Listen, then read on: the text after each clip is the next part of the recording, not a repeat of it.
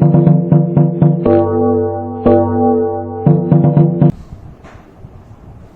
विद्यार्थी मित्रों, હવે આપણે આ લેક્ચરમાં જોવાના છે અશ્મિ બળતણની જે નુકસાન થઈ રહ્યું છે એની અસરો. બરોબર છે? અશ્મિ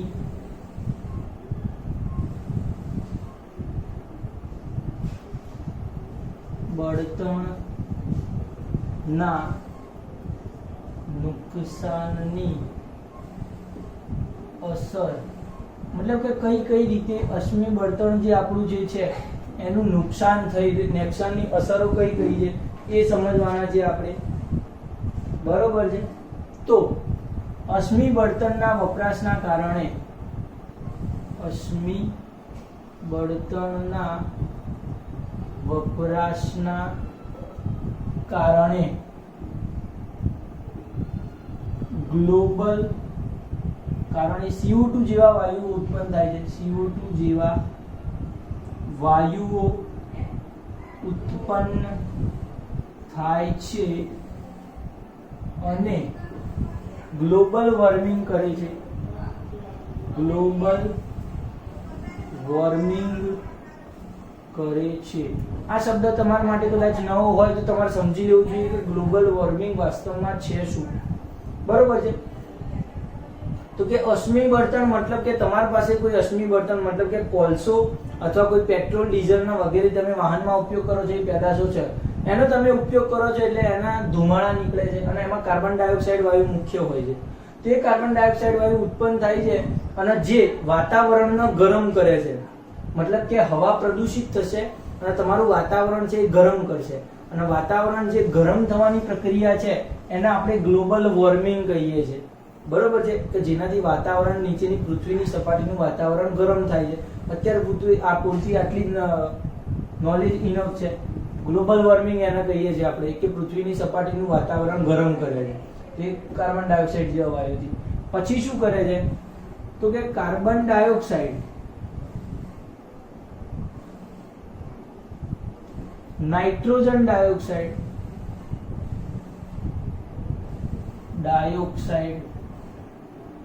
અને સલ્ફર ડાયોક્સાઇડ જેવા વાયુઓ, જેવા ઝેરી વાયુઓ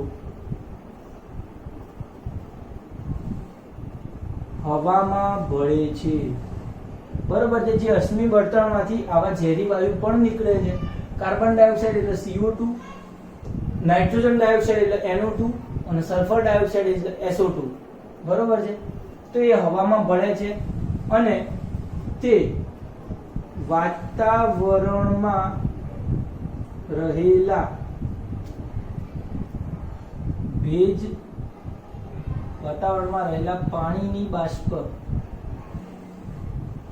બાષ્પ સાથે ભળી એસિડ વર્ષા કરે છે.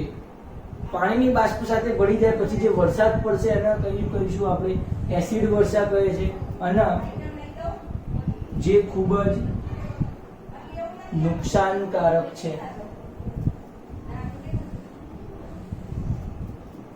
એસિડ વર્ષા એટલે કે એસિડ જે હશે એનો વરસાદ થશે. આ વાયુના કારણે હવામાનનું પાણી જે છે એ વાયુ સાથે ભળી અને એસિડ બનાવી દે છે અને એ એસિડની જમીન ઉપર વરસાદ હશે. બરોબર છે? તો જે બહુ નુકસાનકારક છે એટલા માટે આપણે અશ્મિ બળતણનો બહુ જ ઓછો ઉપયોગ કરવો જોઈએ. બરોબર છે? અને મોટા પ્રમાણમાં પ્રદૂષણને પ્રેરે છે અને શ્વાસના રોગ થાય છે. મોટા પ્રમાણમાં પ્રદૂષણ કરશે અને શ્વાસનો રોગ થશે આપણને એના કારણે. ખ્યાલ આવી ગયો છે? આગળનું જોવાના છે કે આ એક ક્વેશ્ચન હતો કે અશ્મિ બળતણના નુકસાનની અસરો, એટલે કે અશ્મિ બળતણના નુકસાન ને ઉપયોગની અસરો. અશ્મિ બળતણનો વધારે પડતો ઉપયોગ કરીએ તો આપણને કઈ કઈ અસરો થાય છે. બરોબર છે? આવું લખી શકાય કે આ તો નુકસાનકારક અસરો. ચલો અશ્મિ બળતણની ખ્યાલ આવી ગયો? તો આ 4 અસરો તમારે લખવાની. પહેલો મુદ્દો છે ગ્લોબલ વોર્મિંગ કરે, અશ્મિ બળતણ છે, ગરમી વધારશે કાર્બન ડાયોક્સાઇડના લીધે. બીજો મુદ્દો છે આવા વાયુઓ, ઝેરી વાયુ હવામાં ભળશે. ત્રીજો મુદ્દો છે હવામાં ભળી ઝેરી વાયુને એસિડ વર્ષા કરાવે છે, જે નુકસાન કરશે. અને ચોથો મુદ્દો છે કે વાતાવરણમાં પ્રદૂષણ કરી અને શ્વાસના રોગો ફેલાવે છે. બરોબર છે. અશ્મિ બળતણના મતલબ કે આપણે જે પેટ્રોલ, ડીઝલ અથવા કોલસો વગેરેનું દહન કરાવીએ છીએ એના લીધે આ બધા નુકસાન થશે આપણને, એવું કહેવા માંગે છે. એના પછી આપણે જોવાના છે કે પેટ્રોલિયમ પેદાશો અથવા તો પેટ્રોલ અને ડીઝલનો વિવેકપૂર્વક ઉપયોગ કરવો કેવી રીતે કરી શકાય. પેટ્રોલ અને ડીઝલનો વિવેકપૂર્વક ઉપયોગ અથવા તો બચત કરવા શું કરવું જોઈએ? પેટ્રોલ અને ડીઝલની બચત કરવા માટે શું કરવું જોઈએ? બરોબર વાત છે. પેટ્રોલ અને ડીઝલની બચત કરવા માટે જે નિયમો જે છે બનાવે છે એક સંસ્થા,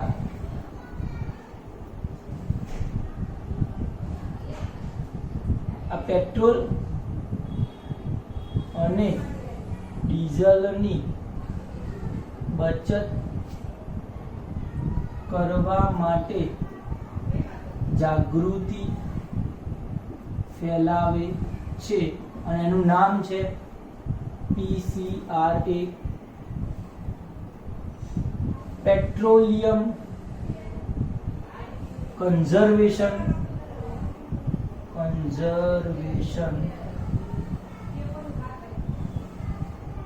એન્ડ રિસર્ચ એસોસિએશન.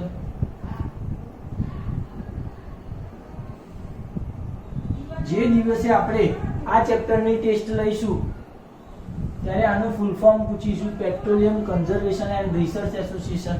તમારે લખવું પડશે, યાદ રાખજો, petroleum conservation and research association. બરોબર છે. તો આ ખાલી નોલેજ માટે લખ્યું છે આટલી વાર. હવે આપણે ખાસ જે આપણો ક્વેશ્ચન હતો એનો આન્સર હવે આવશે કે પેટ્રોલ અને ડીઝલ ની બચત કરવા માટે શું કરવું જોઈએ. તો આપણે પહેલો મુદ્દો, જ્યાં ચાલીને જવાય તેમ હોય, જ્યાં ચાલીને જવાય તેમ હોય ત્યાં વાહનોનો ઉપયોગ ન કરવો. તમે આવું કરો તો પેટ્રોલ અથવા ડીઝલની બચત કરી શકો. બરોબર છે. અથવા સાયકલ નો ઉપયોગ કરવો. ખ્યાલ આવી ગયો? મુદ્દા નંબર 2. બીજો મુદ્દો શું છે? તો કે પેટ્રોલ અને ડીઝલની બચત કરવા માટે ટ્રાફિક સિગ્નલ પર અથવા કોઈક જગ્યાએ ઊભા હોઈએ તો વાહન બંધ રાખવું. બરોબર છે. વાહન તમે બંધ રાખો તો પેટ્રોલ અને ડીઝલની બચત થઈ શકશે. ત્રીજો મુદ્દો છે, જો લાંબુ અંતરની સફર કરવા માટે સાર્વજનિક અથવા જાહેર સાધનો એટલે કે બસ નો, જાહેર વાહનોનો ઉપયોગ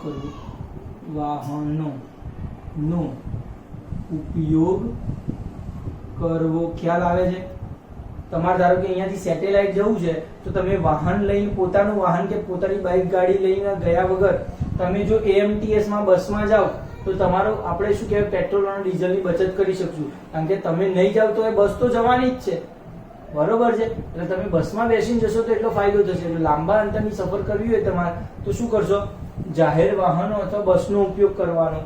ખ્યાલ આવી ગયો? ચોથા નંબરની વાત આપણે બીજું શું કરી શકીએ? વિચાર લો.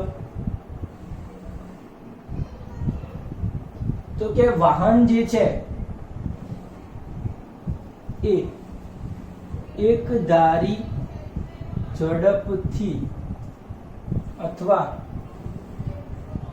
અને મધ્યમ ઝડપથી ચલાવવું જોઈએ. મતલબ કે એક ચોક્કસ પ્રકારની સ્પીડ કે બાઇક લઈને જઈએ તો એવરેજ 50 ની સ્પીડ ઉપર જ જવાનું, એના કરતા વધારે નહીં કરવાની કે ઓછી નહીં કરવાની, એવરેજ.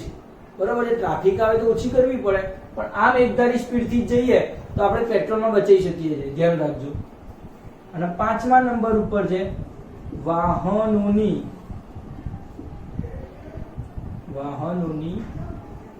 ચોક્કસ સમયે સર્વિસ કરાવવી જોઈએ.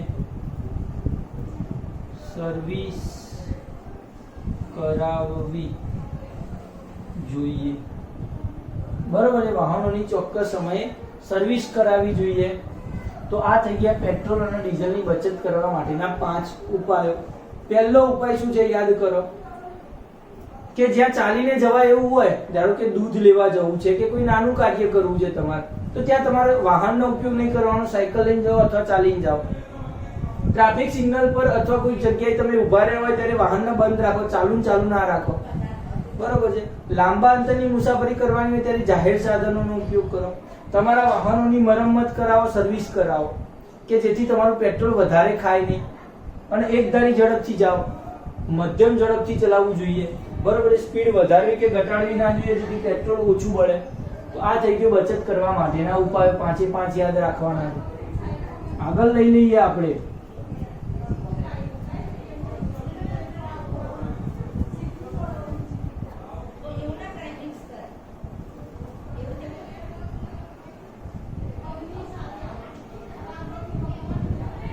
ચલો આગળ શું કરશું આપણે, તો કે પેટ્રોલ અને ડીઝલ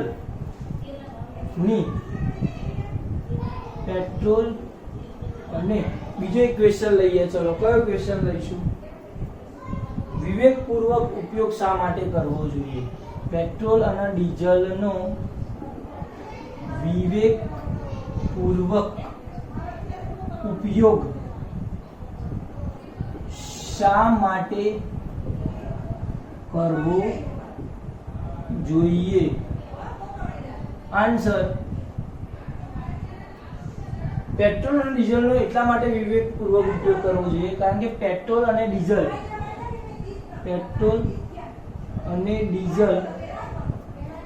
જે પેટ્રોલિયમ અથવા પશ્ચિમી બળતણ માંથી મેળવવામાં આવે છે. પેટ્રોલ અને ડીઝલ ક્યાંથી મેળવવામાં આવે છે? પેટ્રોલિયમ પેદાશોમાંથી મેળવવામાં આવે છે. અને પેટ્રોલિયમ જે છે એ શું છે? પુનઃ અપ્રાપ્ય ઉર્જા સ્ત્રોત છે. તેથી તેનો મર્યાદિત ઉપયોગ કરવો જોઈએ. તેનો બેફામ ઉપયોગ કરવામાં આવે તો ઝડપથી ખૂટી જાય તેમ છે.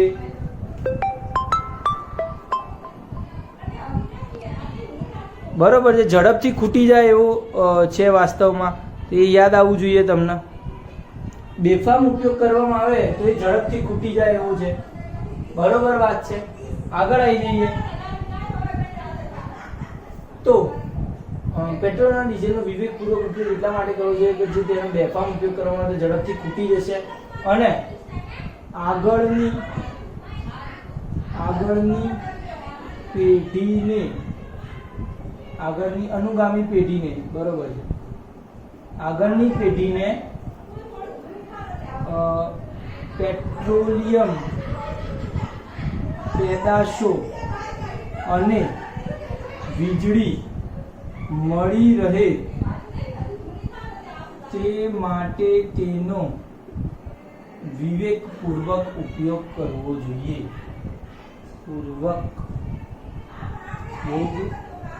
કરવો જોઈએ, યાદ આવવું જોઈએ તમને. પેટ્રોલ અને ડીઝલનો કેમ વિવેકપૂર્વક ઉપયોગ કરવો જોઈએ? તો કે શેમાંથી મેળવવામાં આવે? જમીનમાંથી જે પેટ્રોલિયમ અને અશ્મિ બળતણ મળ્યું છે એમાંથી આપણે પેટ્રોલ અને ડીઝલ મેળવીએ છીએ. તો એ તો કેવો સ્ત્રોત છે? પુનઃપ્રાપ્ય ઉર્જા સ્ત્રોત છે. મતલબ કે મર્યાદિત જ ઉપયોગ થશે, વધારે ઉપયોગ કરશું તો ખૂટી જાય એવું છે. બરોબર છે? બેફામ ઉપયોગ કરવામાં આવે તો ઝડપથી ખૂટી જાય એમ છે. અને આગળની પેઢીને પેટ્રોલિયમ પેદાશો નહીં મળે, મતલબ કે પેટ્રોલ અને ડીઝલ મળવાનું નથી, અને વીજળી મળી રહે, મતલબ કે પેટ્રોલિયમ પેદાશને વીજળી મળી રહે એ માટે એનો વિવેકપૂર્વક ઉપયોગ કરવો જોઈએ. તો આ ખાસ યાદ રાખવાનું છે. અને પુનઃ અપ્રાપ્ય ઉર્જા સ્ત્રોત છે, અને પછી શું લખી શકાય બીજું કે લાંબા સમયની પ્રક્રિયા દ્વારા અથવા રૂપાંતરણ દ્વારા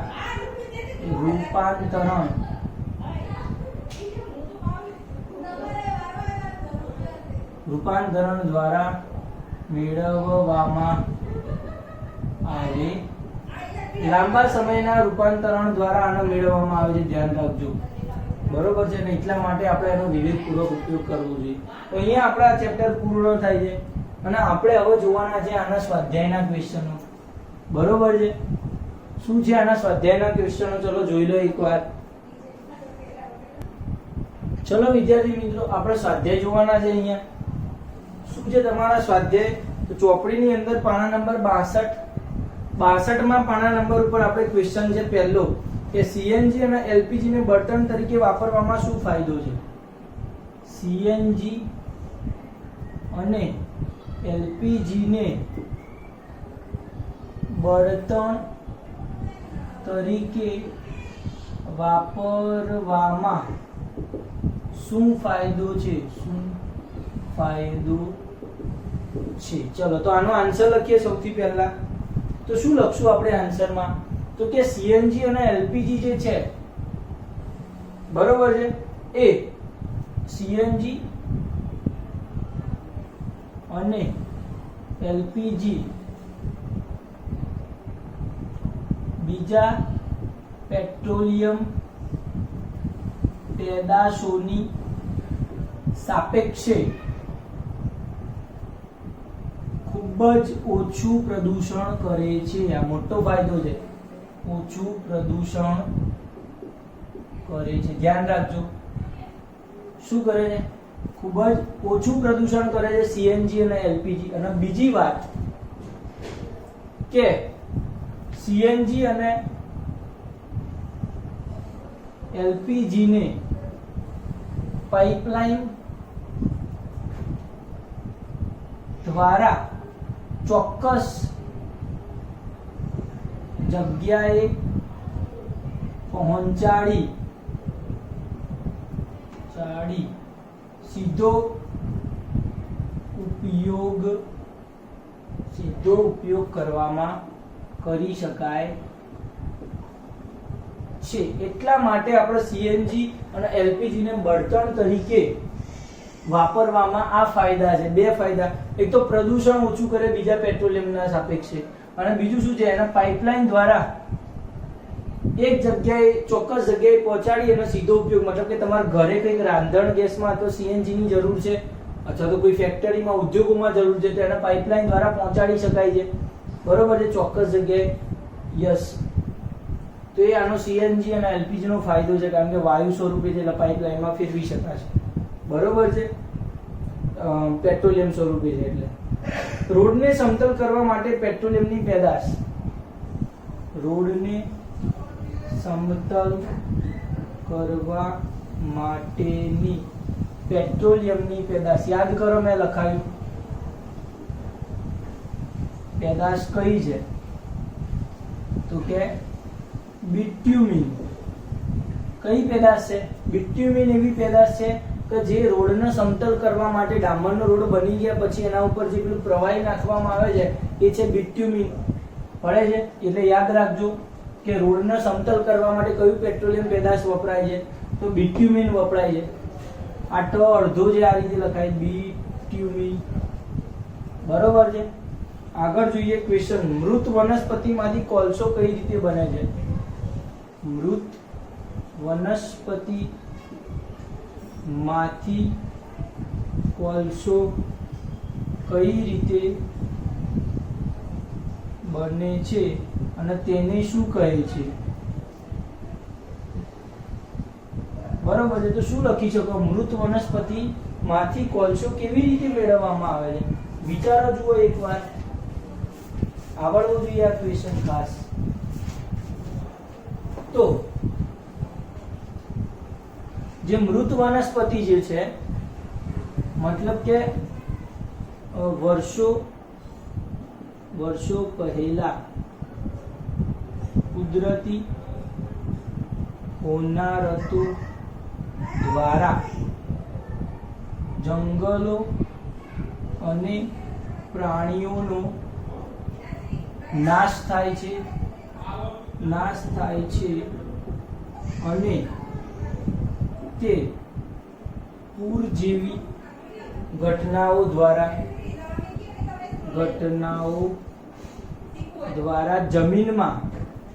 જમીનમાં દટાય.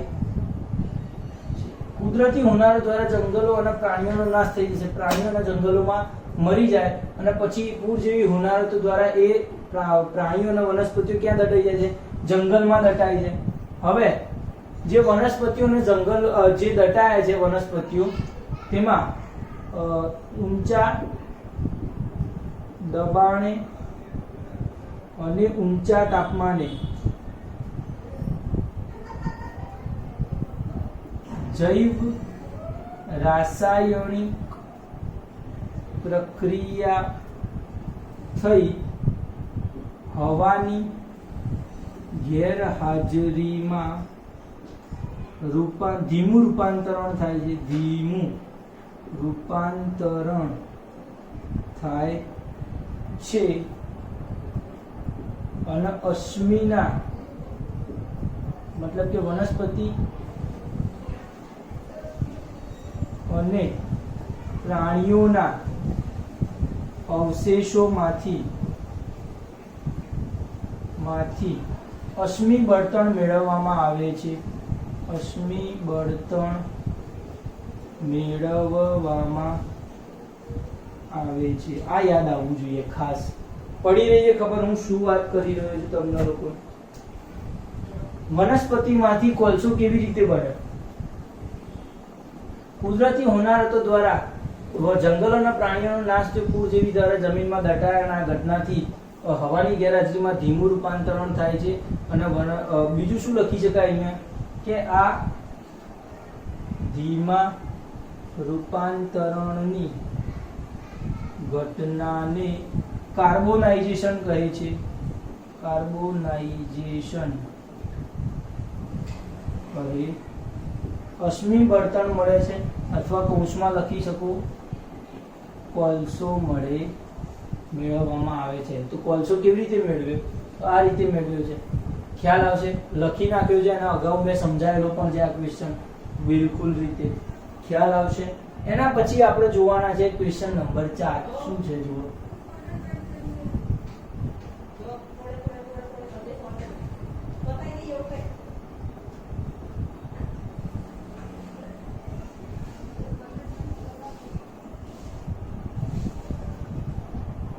ક્વેશ્ચન નંબર 4 કંઈક આવું છે.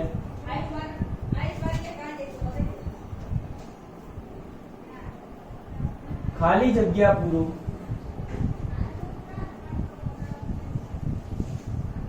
પહેલું, અશ્મિ બળતણ ખાલી જગ્યા અને ખાલી જગ્યા છે. ચલો વિચારો.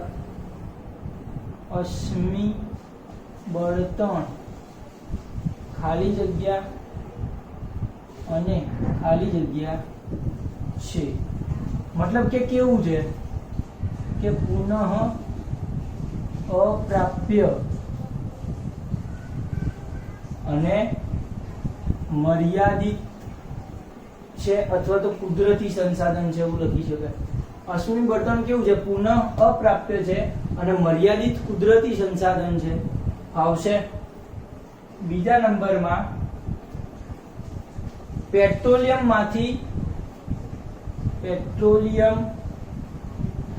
માંથી વિવિધ ઘટકો મેળવવાની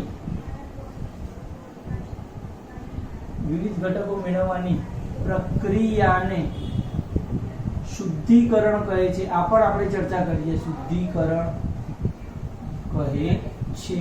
કઈ પ્રક્રિયા કહેવાય? પેટ્રોલિયમ માંથી તો વિવિધ પેદાશો મેળવીએ છે એને આપણે શુદ્ધિકરણ કીધું છે.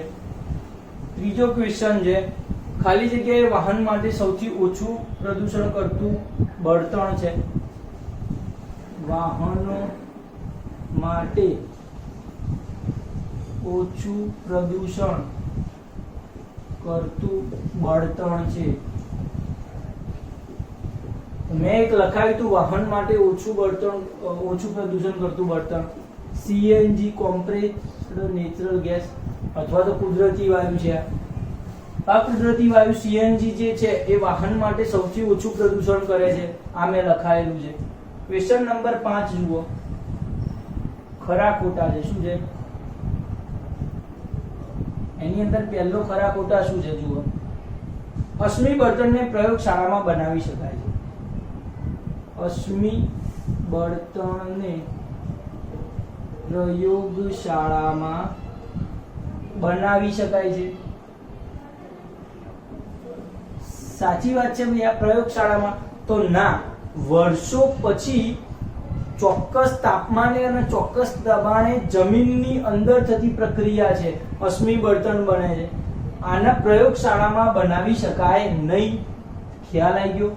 પોઈન્ટ નંબર 2, સીએનજી એ પેટ્રોલ કરતા વધારે પ્રદૂષણ કરતું બળતણ છે. સીએનજી એ પેટ્રોલ કરતા વધુ પ્રદૂષણ કરે છે. સાચી વાત છે. સીએનજી વધારે કરે પ્રદૂષણ કે પેટ્રોલ? તો પેટ્રોલ વધારે કરે. સીએનજી એ પેટ્રોલ કરતા વધુ પ્રદૂષણ કરતું નથી. ખોટી વાત છે. સીએનજી તો ઓછું પ્રદૂષણ કરે છે, આપણે જોઈ ગયા. ત્રીજો, કોક એ કાર્બનનું લગભગ સંપૂર્ણ શુદ્ધ સ્વરૂપ છે. કોક એ કાર્બનનું સંપૂર્ણ શુદ્ધ સ્વરૂપ છે. સાચી વાત છે. આ તો શુદ્ધ સ્વરૂપ છે કોક એ કાર્બનનું. ચોથા નંબરનો ક્વેશ્ચન છે, કોલ્ટાર એ વિવિધ પદાર્થોનું મિશ્રણ છે. યાદ કરો, કોલ્ટાર મેં ભણાવ્યું હતું. કોલ્ટાર એ વિવિધ પદાર્થોનું મિશ્રણ છે. એવું જ છે ને? વિવિધ પદાર્થોનું મિશ્રણ છે. તો કે સાચું. ઘણા બધા 200 જેટલા પદાર્થોનું મિશ્રણ છે કોલ્ટાર. 5મા નંબરમાં છે, કેરોસીન એ અશ્મિ બળતણ નથી. કેરોસીન એ અશ્મિ બળતણ નથી. તો કોણે કીધું ભાઈ? કેમ કેરોસીન અશ્મિ બળતણ છે? આ તો ખોટી વાત થઈ ગઈ. નથી, એ તો અશ્મિ બળતણ નથી તો ખોટી વાત છે. અશ્મિ બળતણ છે કેરોસીન. કેરોસીનને આપણે પેટ્રોલિયમ પેદાશોમાંથી મેળવવામાં આવે છે. તો અશ્મિ બળતણ છે, આ તો ખોટી વાત છે. બરોબર છે? ચલો, શા માટે અશ્મિ બળતણ એ પુનઃ અપ્રાપ્ય કુદરતી સંસાધન છે? તમે જાણો છો અશ્મિ બળતણ એ પુનઃ અપ્રાપ્ય કુદરતી સંસાધન એટલા માટે છે કે એ મર્યાદિત જથ્થામાં રહેલું છે. અહીંયા લખું ક્વેશ્ચન નંબર 6 નો આન્સર. 6 નો આન્સર ડાયરેક્ટ લખીશ. શા માટે અશ્મિ બળતણ પુનઃ અપ્રાપ્ય? કારણ કે તે મર્યાદિત જથ્થામાં છે. પહેલો મુદ્દો. બરોબર છે? તે માનવ પ્રવૃત્તિઓથી ખૂટી જાય તેમ છે અને તે લાંબા ગાળાની પ્રક્રિયા દરમિયાન ઉત્પન્ન થાય છે.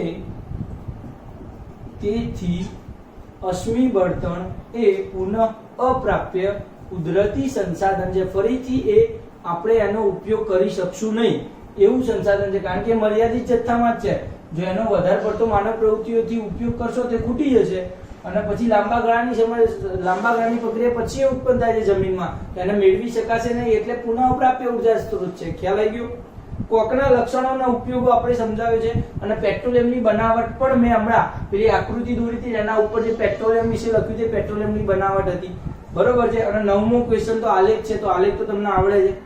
બરોબર છે. આલેખ કેવો આવશે જોઈ શકો તો આ રીતનો આલેખ આવશે. કે અહીંયા જુઓ દોરીએ, ચલો આલેખ એક કામ કરીએ. આલેખ કેવી રીતે દોરી શકાશે સમજાવું તમને.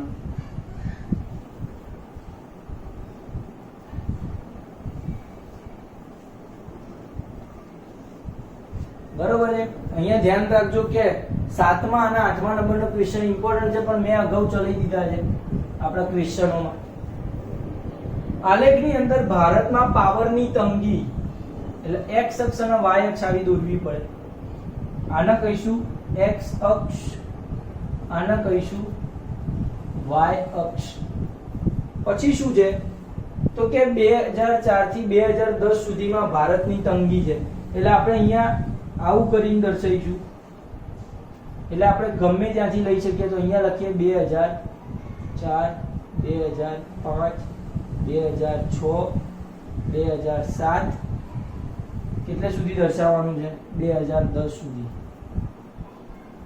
2008, 2009 અને 2010. અહીંયા શું છે ઉપર તો આ થઈ ગયા વર્ષ, અને અહીંયા છે પાવરની તંગી. પાવરની તંગી અહીંયા કેવી આકૃતિ રચી શકાય આવી તો કે પાવરની તંગી 7 થી ચાલુ થાય છે, તો 7 લખું. પછી કેટલી લખું 8, 9, 10 અને 11.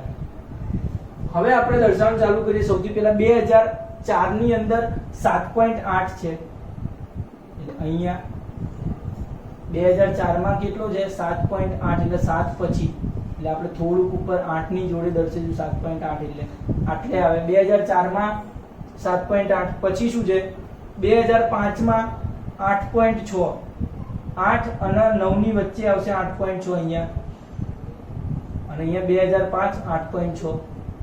પછી શું છે 2006 માં 9 એક્ઝેક્ટલી અહીંયા. પછી 2007 માં 9.5 એક્ઝેક્ટલી અહીંયા પડે. પછી 10 માં 9.9, 8 માં 9.9 મતલબ કે અહીંયા 9.9. 2009 માં 11.2, 11 અને એના કરતા બી ઉપર 11.2, અને પછી પાછું 10 થઈ જાય છે 2010 માં. મતલબ કે આવો કોઈ ગ્રાફ આવે છે.